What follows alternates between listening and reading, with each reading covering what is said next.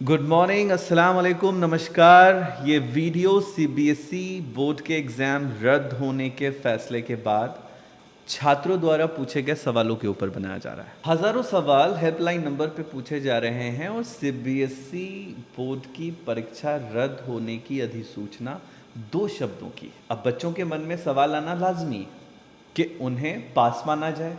क्या कैंडिडेट्स ये भी पूछ रहे हैं कि अगर मैं उस दिए हुए मार्क्स से सेटिस्फाइड नहीं होऊंगा तो मेरा क्या होगा।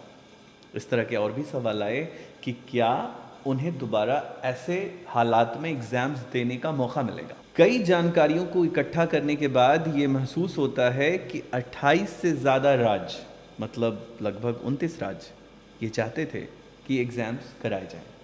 फिर भी परीक्षा रद्द करने का ये फैसला कई सवाल को जन्म देता है। बच्चों के सवाल बच्चों जैसे होते हैं। सीबीएसई के एग्ज़ाम रद्द होने के बाद एक छात्र ने हेल्पलाइन नंबर पे ये सवाल पूछा कि जो रजिस्ट्रेशन चार्ज उसने जमा किया था, क्या उसका रजिस्ट्रेशन चार्ज उसे वापस कर दिया जाएगा। सवाल बहुत बचकाना था, लेकिन जब थोड़ी देर बैठने के बाद मैंने इस बारे में सोचना शुरू किया तो मैंने पाया कि अगर हम सिर्फ बिहार के सीबीएसई बोर्ड के रजिस्ट्रेशन की एनालिसिस को देखते हैं और रिपोर्ट को देखते हैं तो ये लगभग 6 से 6.5 लाख कैंडिडेट हैं। और अगर इन 6 से 6.5 लाख कैंडिडेट को मल्टीप्लाई कर देते हैं 1500 रुपये की रजिस्ट्रेशन से लेकर 1900 रुपये रजिस्ट्रेशन के बीच में, तो ये रकम 100 करोड़ के आसपास होती है। अगर हम 29 राज्यों में इन पैसों को मल्टीप्लाई कर देते हैं तो आप सोच सकते हैं कि सरकार के पास रजिस्ट्रेशन के नाम पे जो रकम आई उसका क्या इस्तेमाल करेगी सरकार। क्या ये शिक्षा में ही बच्चों के हित में खर्च करेगी सरकार? सवाल बड़ा है। पैसे 100 करोड़ एक राज्यों से उगाए जा रहे हैं रजिस्ट्रेशन के नाम पे, और ये वो पैसे हैं जो हम सीबीएसई बोर्ड को देते हैं। लेकिन एक सवाल और है, ज़्यादातर ये वीडियो वो छात्र देख रहे हैं जिन्होंने स्कूलों को ये रकम 3,000 से लेकर 10,000 रुपये तक जमा की। ये रकम स्कूल द्वारा सीबीएसई बोर्ड को भेजे जाते हैं, लेकिन सीबीएसई बोर्ड की जो रजिस्ट्रेशन फ़ीस है वो 1500 से 1900 रुपये इसलिए है क्योंकि इसमें कई बार सब्जेक्ट वाइज भी अलग पैसे सीबीएसई बोर्ड चार्ज करती है। लेट फाइन के रूप में कभी कभी 1200 से लेकर 1500 रुपये भी लिए जाते हैं। सवाल उठता है कि इतनी बड़ी आई हुई रकम का इस्तेमाल सरकार शिक्षा में किसी यूनिवर्सिटी के निर्माण पे करेगी, बच्चों के हित में कोई फैसले करेगी, क्योंकि ये रकम आपके कैलकुलेटर के कैलकुलेशन को फेल कर सकती है। साथ ही साथ सुप्रीम कोर्ट ने भी ये सवाल पूछ लिया है सरकार से कि कारण बताइए कि एग्ज़ाम क्यों रद्द किए गए। जब तक कि जवाब नहीं आ जाता, छात्रों को एक एक क्वेश्चंस के आंसर देना बहुत मुश्किल होगा। एक्सपर्ट की राय उनके दिमाग के उठे सवालों को सिर्फ थोड़ा कम कर सकती है। मेरी तरफ से ये बच्चों को बताना ज़रूरी लगता है मुझे कि बच्चे ये मानकर बैठें कि वो मिनिमम 50% के मार्क्स के साथ पास हैं। मैक्सिमम का पता नहीं। अगर उन्हें उम्मीद थी 99.99% और 100% लाने की उम्मीद वाले छात्र को एग्ज़ाम देने का मौका दिया जाएगा, वो चैलेंज कर सकते हैं।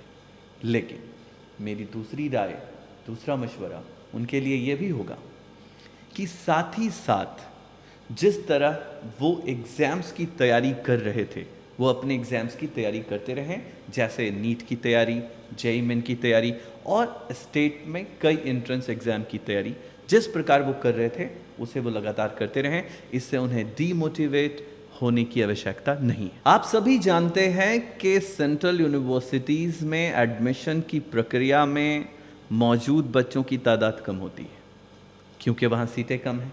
अगर हम आईआईटी की बात करें तो 10,000, एनआईटी की बात करें तो लगभग 20,000, और सेंट्रल गवर्नमेंट के पास जितने तरह के कोर्सेज चलाए जा रहे हैं, चाहे वो मेडिकल हो, पैरामेडिकल हो, मैनेजमेंट हो, इन सारे तरह के कोर्सेज में सीट की तादाद उतनी नहीं है जितना अप्लीकेंट्स 1.5 करोड़ की तादाद में सीबीएसई बोर्ड में अपीयर होते हैं। मेरी उन सभी छात्रों से एक अपील है जो खुद को बेहतर जानते हैं और ख़ुद को उन्होंने सेंट्रल गवर्नमेंट यूनिवर्सिटीज़ के कई एंट्रेंस एग्ज़ाम के लिए अपने आप को तैयार नहीं माना था।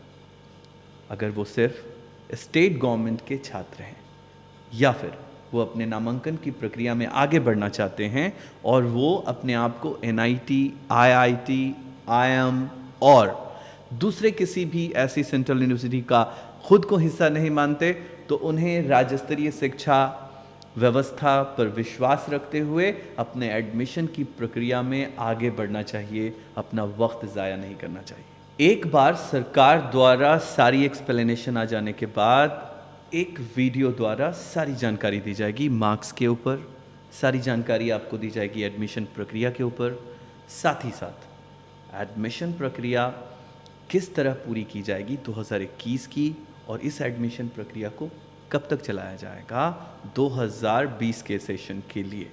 मतलब हम बेहतर जानते हैं कि 15 अगस्त के आसपास एडमिशन की प्रक्रिया पूरे भारत में सेंट्रल और स्टेट यूनिवर्सिटी की बंद की जाती थी, परंतु इस साल जब जेईई मेन और नीट के एग्जामिनेशन की डेट अगस्त के आसपास रखी गई है, रिजल्ट का इंतज़ार करने के बाद एडमिशन कितने तारीख तक चलाया जाएगा, इस पे एक ख़ास रिपोर्ट और ख़ास वीडियो हमारी ओर से बनाया जाएगा।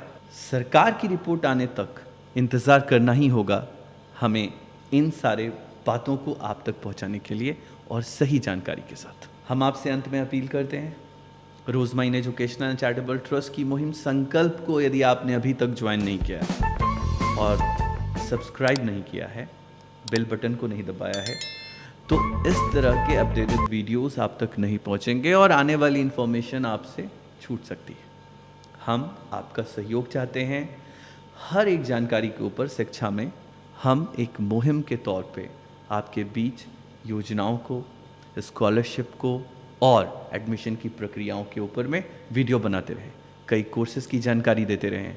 हम चाहते हैं कि आप हमारे चैनल को सब्सक्राइब ही ना करें, साथ ही साथ अपने दोस्तों में, परिवार में और अपने रिश्तेदारों के साथ साथ अपने समाज के उन ज़रूरतमंद छात्रों तक भी इस वीडियो को पहुंचाकर एक इबादत का हिस्सा बने।